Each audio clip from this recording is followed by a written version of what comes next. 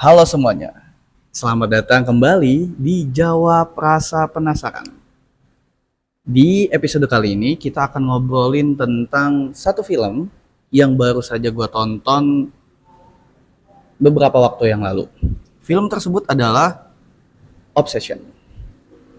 Film yang sebenarnya awalnya gue gak terlalu tertarik, atau bukan gak tertarik lah ya. Film yang awalnya gue gak terinformasi sama marketingnya mereka, sama berita-berita tentang film tersebut. Gue gak terinformasi gitu. Padahal biasanya ketika ada film yang lagi happening, gue tuh lumayan tuh terinformasi sama film-film tersebut tuh. Kayak misalkan beberapa waktu yang lalu tuh Marty Supreme. Itu kan Marty Supreme tuh kampanyenya tuh gede banget ya. Dia yang kayak make apa namanya balon, terus yang kayak si Timothée Chalamet-nya ada di atas gedung terus ngomong wah gitulah gitu ya, yang kameranya mundur ke belakang set gitu. Itu gua terinformasi tentang Marty Supreme karena kampanyenya. Entah kenapa Obsession gua gak kena nih. Justru gua kena sama film Obsession ketika setelah pulang nonton Backrooms.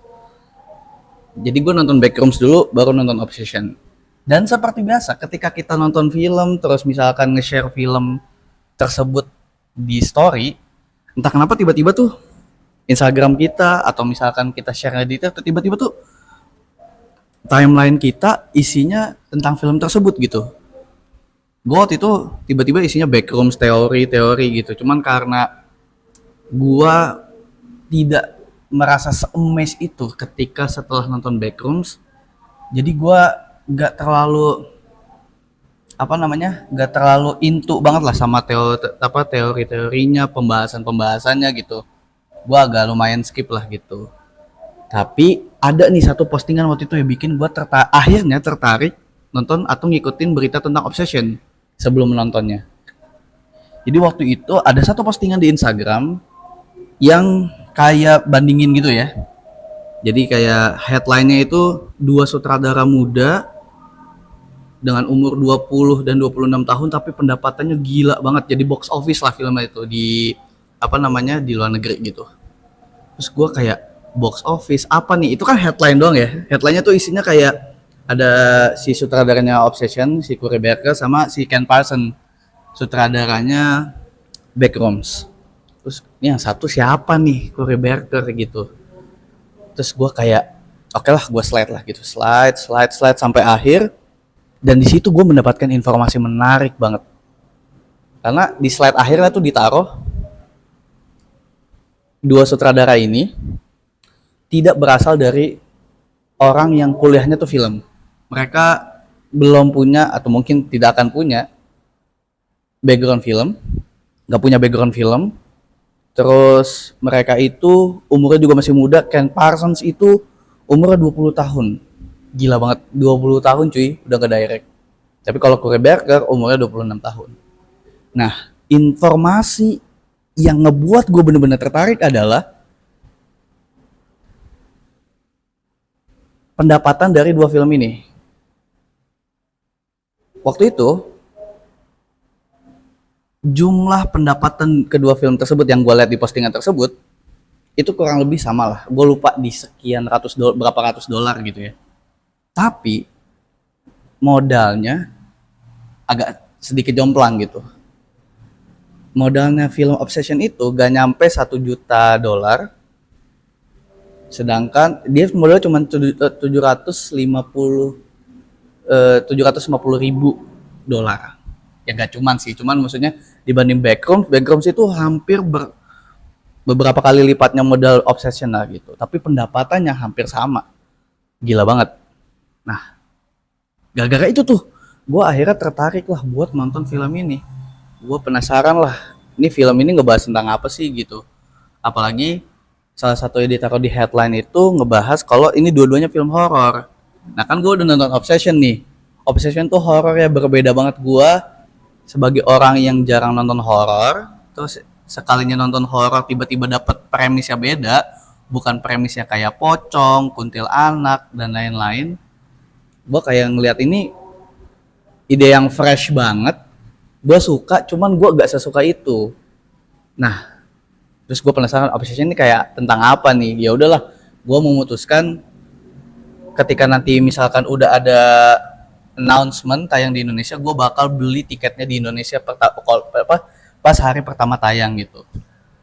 Tapi waktu gue liat postingan itu, kayaknya sehari atau 2 hari kemudian adalah announcement tentang film tersebut kalau nih Obsession bakal tayang sebentar lagi di Indonesia. Waktu itu tuh kayaknya jeda dari gua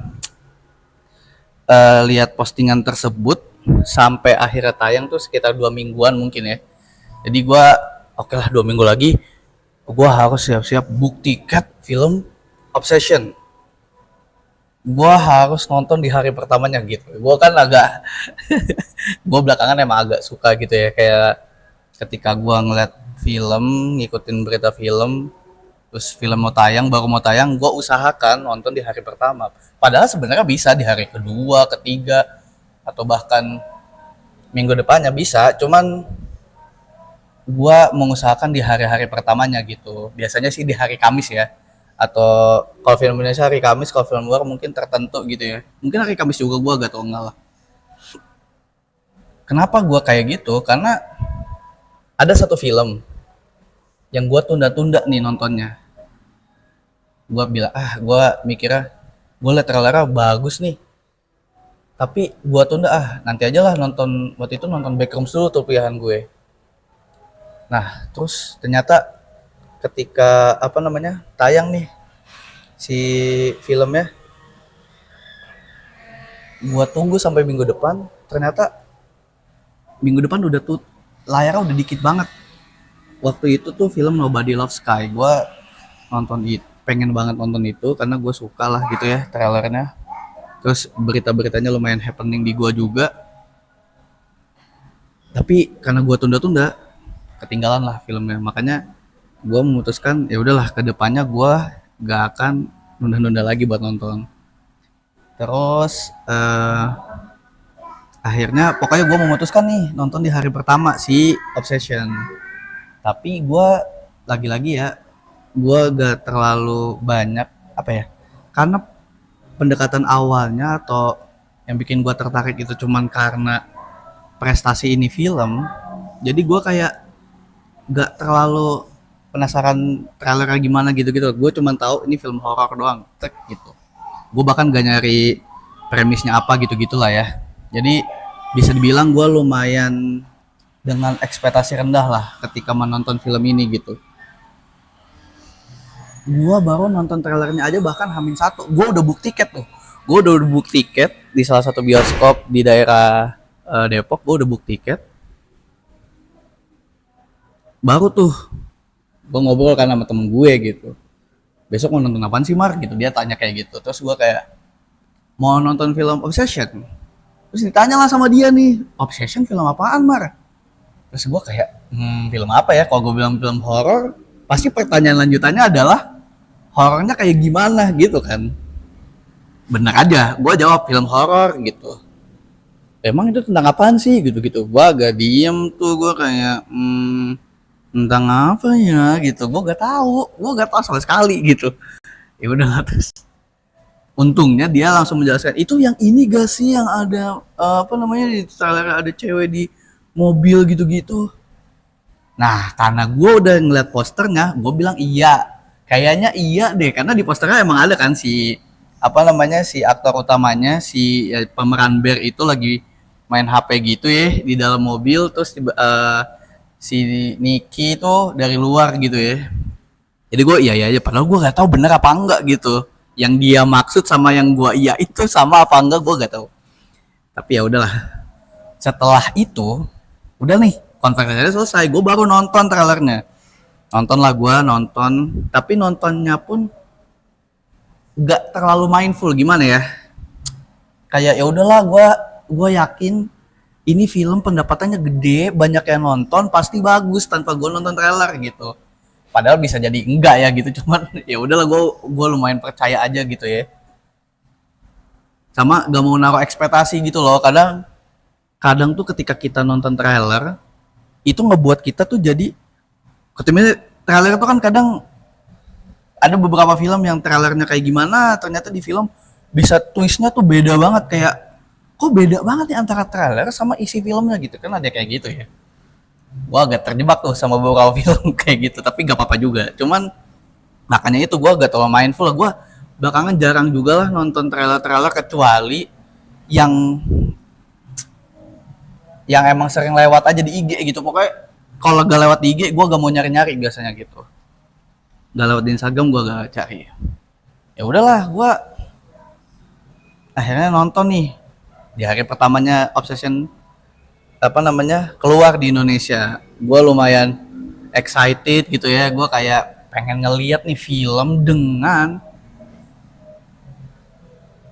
pendapatan sebesar itu kayak gimana sih gitu. Masuklah gue ke bioskop, set, ya udah masuk no expectation, dan ternyata itu film kan hampir 2 jam ya, apa 2 jam pas ya, gue lupa lah durasi tepatnya. Dan ternyata selama 2 jam habis gue guys, gue merasa ketakutan, gue merasa tegang, gue merasa wah gila banget, kayak ini film berhasil bikin gue tegang banget gitu. Lagi soalnya dari awal secara durasi filmnya, secara apa ya, 15 menit atau 20 menit pertama filmnya itu gak kelihatan kayak film horor, kayak film drama aja gitu ya, drama pada umumnya gitu, karena ada romansanya gitu-gitu lah ya, kayak kayaknya normal nih gitu. Tapi tiba-tiba setelah 15 menit atau 20 menit pertama tuh kayak tiba-tiba genre-nya tuh ke switch gitu, tek gitu, kayak ada tombol yang mencet, tiba-tiba genre jadi berubah gitu. Mungkin menurut gue itu juga karena keberhasilan editing filmnya juga yang bagus ya. Tapi kayaknya mungkin sebelum bercerita lebih jauh kenapa gue bisa bilang ini film keren, gue juga mau nyeritain dulu premis film ini tuh sebenarnya apa sih gitu, premisnya tuh kayak gimana gitu. Jadi kalau bisa dibilang premis ini film itu bercerita tentang seorang lelaki yang jatuh cinta dengan seorang perempuan. Laki-laki tersebut bernama Bear, perempuannya bernama Nikki, yang tadi mungkin di awal udah kesebut juga namanya. Terus ketika Bear ini jatuh cinta sama Nikki, dia gak bisa mengungkapkan rasa cintanya kepada si Nikki. Dan ketika dia tidak bisa mengungkapkan isi hatinya kepada Nikki, dia menemukan atau membeli satu barang yang bernama One Wish Willow. Dan ketika dia memotek One Wish Willow tersebut, jadi One Wish Willow itu konsepnya ketika lu bisa meminta apapun dan terkabul ketika lu memotek si One Wish Willow tersebut. Nah, ketika Bear memotek One Wish Willow tersebut, keinginannya dia supaya Nikki bisa jatuh cinta sama dia segitunya, itu tuh tercapai.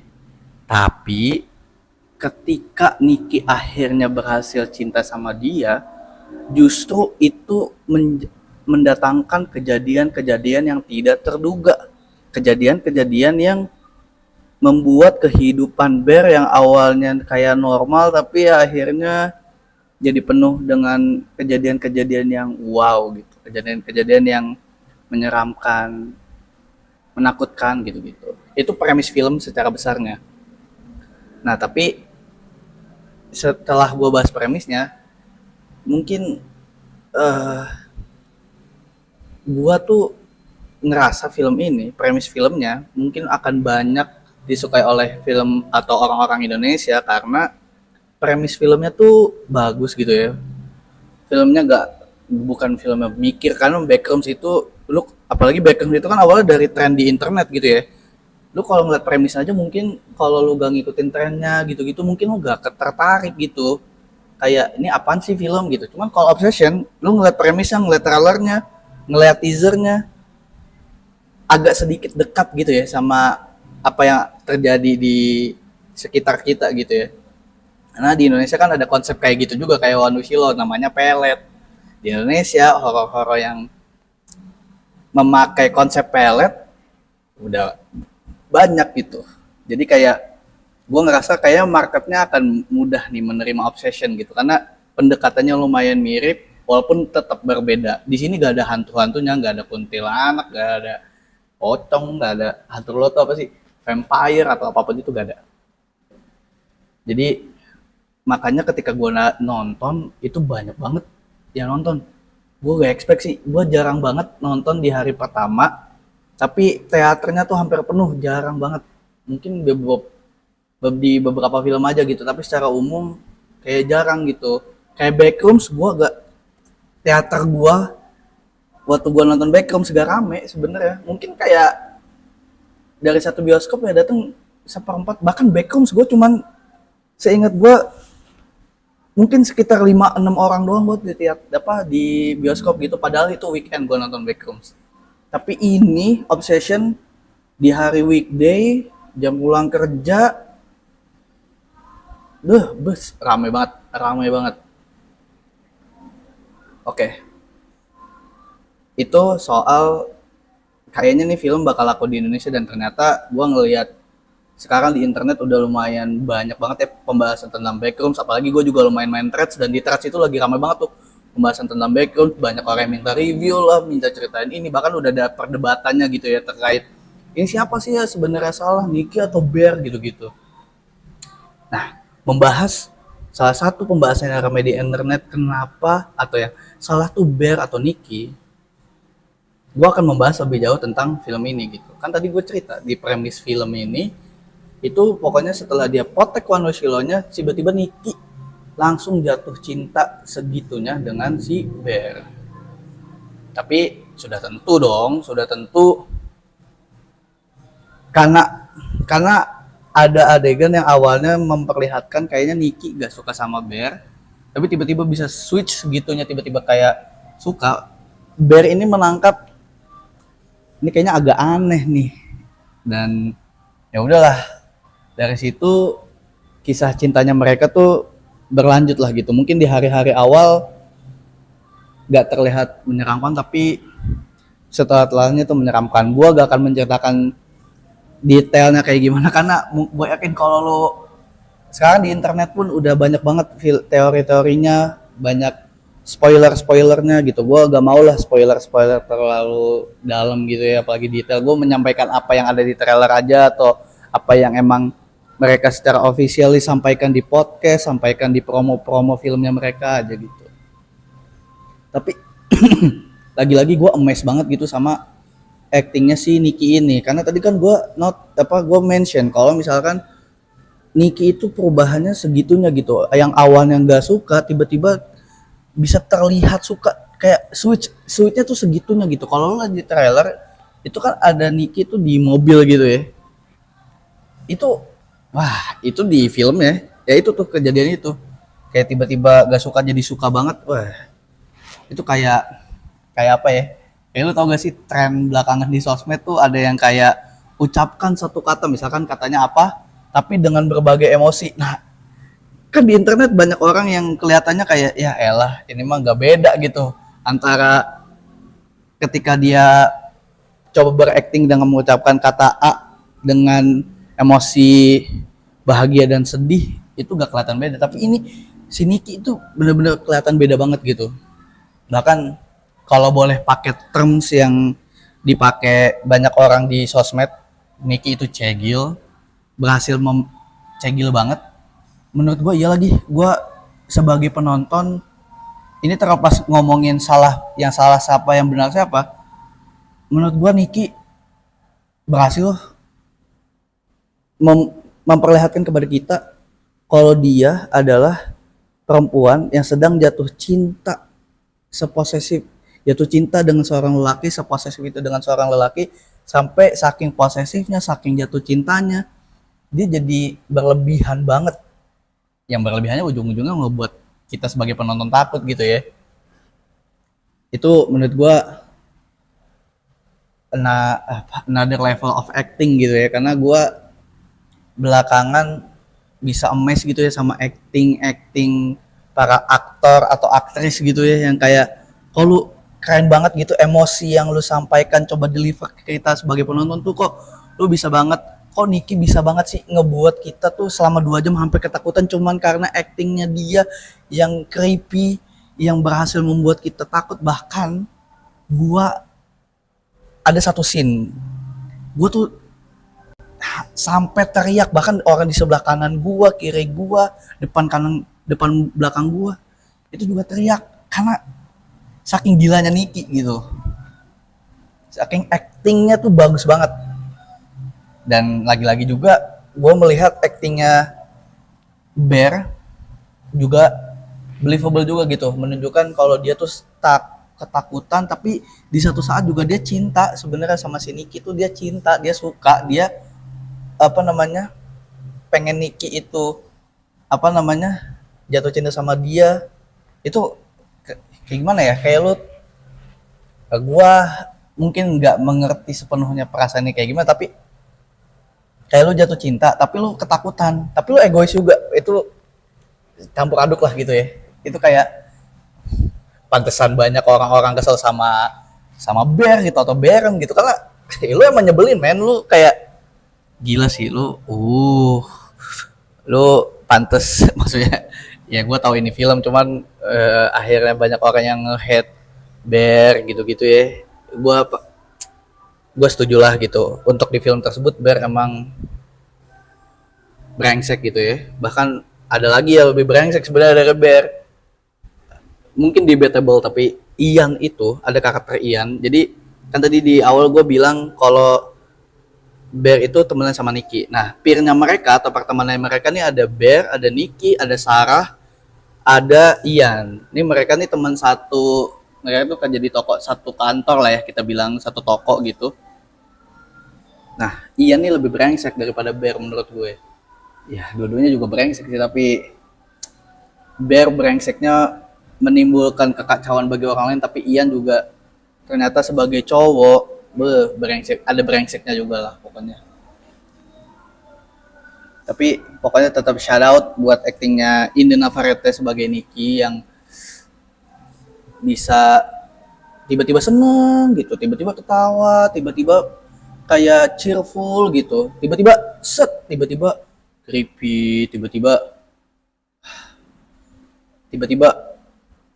takut, tiba-tiba nangis gitu, kayak wah gila banget, keren. Dan salah satu yang bikin gue emes juga sound design gitu ya. Gue mungkin bukan orang yang ngerti banget teknis sound design itu seperti apa, tapi gue ngerasa kalau sound desainnya tidak sebagus itu, ini film ini kalau sound desainnya nggak sebagus itu, sound effectnya ditaruh, musik ya ditaruh, mungkin nggak akan berhasil membuat gue sebagai penonton tuh ketakutan gitu, merasakan intensnya, merasakan ketakutannya, merasakan apa namanya, ketegangannya selama film, nggak ketolong menurut gue. Walaupun editingnya juga kayak apa ya, kayak cepet banget gitu, kayak gimana ya, gue pokoknya bagus juga lah gitu ya editingnya gitu. Gue agak kurang bisa menggambarkan ini, tapi bagus juga gitu, kayak edit menurut gue yang berhasil membuat gue teriak karena tuh film itu karena faktor sound design, karena editingnya kayak tiba-tiba gitu, kayak kok dia punya ide buat ngeedit tuh tiba-tiba begitu gitu, gimana ya, bagus banget lah pokoknya gitu. Gue nggak, bahkan gue gak expect adegan tersebut terjadi gitu, kayak wah pantesan orang teriak sih gitu. Ini kalau lo belum dapat informasi apapun tentang film ini dan lu gak terlalu menebak-nebak gitu ya, kalau lu nonton kayak nonton aja gitu, gak terlalu banyak teori gitu-gitunya, gue yakin lo akan kaget, yakin, gue seyakin-yakinnya, yakin. Nah terus yang bagusnya lagi, yang salah satu hal yang kerennya lagi, One Wish You Will itu ketika lo motek, kan tadi konsepnya dia dipotek ya, dipotek, lu mengajukan wish, wishnya nanti terkabul. Nah, dalam film ini konsep one wish lo itu cuma boleh sekali. Jadi lo cuma bisa minta sekali, dan yang pertama terkabul, ya kedua lu gak bakal bisa minta lagi. Jadi lu gak bakal bisa mau take one wish lo 2 kali gitu. Kenapa sound design ini, kenapa pembahasan tentang one wish lo ini nggak sama sound design tuh mirip apa selaras gitu ya? Karena sound atau mungkin jingle yang digunakan oleh Corey Barker di film ini, karena by the way Corey Barker juga editor film ini juga. Ketika One Wish Willow itu dipotek untuk pertama kalinya, dengan One Wish Willow dipotek untuk kedua kalinya, which is yang nggak boleh, nggak akan terkabul, nggak akan kepotek juga itu si One Wish Willow-nya, itu berbeda men. Sound yang dipakai, jingle yang dipakai beda gitu. Kayak seakan-akan jingle pertama itu happy banget kan, kayak neng neng, gimana ya, gue susah lah menirukan apa atau humming suaranya, tapi coba lu perhatiin aja suara ketika motek yang pertama sama yang kedua itu beda coy. Yang kedua kayak nggak se-happy itu si jinglenya, suaranya, terus kayak agak akan seakan-akan kayak no no no no no no no no, lu gak boleh motek, lu gak boleh motek gitu gitu lah. Itu yang ngebuat gue apa namanya amazed juga lah sama film ini gitu ya. Terlepas setelah nonton, karena gue bukan penonton yang lumayan banyak teori, lumayan memperhatikan film segitunya, kecuali udah nonton kedua kali, ketiga kali. Di pertama kali gue pasti akan susah gitu ya mau fokus kemana, bahkan gue mau fokus lihat subtitle atau ngeliat filmnya gue juga agak buyar tuh kadang gitu. Tapi kan abis nonton lewat tuh teori-teorinya, dan gue lumayan ngikutin teori-teorinya. Ternyata misalkan ada foreshadowing gitu-gitu, oh terus kayak ternyata Nikki adalah gitu, adalah wujud dari nya Bear gitu ternyata. Wah itu teori yang menarik banget buat diikutin gitu, karena secara filmnya udah berhasil membuat gua ngerasa ketakutan dengan cerita yang nggak terlalu bikin mikir, karena Beckham juga horor kan, tapi dia bikin takut gue, berhasil bikin takut gue, cuman di satu sisi juga bikin gue mikir nih apaan sih, hahaha gitu. Tapi di Obsession gue gak ada mikir kayak ini apa sih maksudnya, nggak ada, kayak udah nonton aja duduk kan. Ya salah satu tanda orang kan hanya antusias sama filmnya kan, ya lu nonton maju gitu ya. Gue sampai maju tuh, bahkan di sebelah kanan kiri gue juga sama gitu, saking ngerasa filmnya nih bagus gitu ya. Bahkan gue jarang banget nih momen ini, kayak pertama kali terjadi selama gue nonton di bioskop. Jadi ada beberapa orang lah ya gitu di teater setelah nonton, kan gue tepuk tangan standing applause lah ya gitu ketika kredit film selesainya keluar gitu ya. Kayak apa namanya disutradarai oleh Corey Barker, editornya siapa naik gitu-gitu ya, gue standing applause tuh. Terus akhirnya siap-siap lah ya gitu, karena gue ngeliat kayaknya gak ada credit scene nih, gak ada scene di akhir gitu ya. Gue siap-siap bawa tas gitu, terus gue kayak gue teriak sendiri aja nih, gue gak ngajak kalau siapa, gue cuma teriak kayak anjing tuh film apa ya, itu bagus banget anjing, gue takut banget. Gue kayak gitu, emang mungkin agak lebay bagi sebagian, tapi ya udahlah gitu kan, itu ekspresi gue gitu. Tapi ternyata gue disaut tuh, iya bang anjir gila itu film banget, itu film apaan cuy, wah. Terus ada nenek-nenek juga nyahut kayak, oh iya kak itu, wah anjir gue gak pernah tuh ada interaksi kayak gitu ya di bioskop gitu. Kayak anjir kayak satu suara gitu, orang-orang di situ bilang kayak ini film gila banget sih gitu, kayak bagus banget lah gitu ya.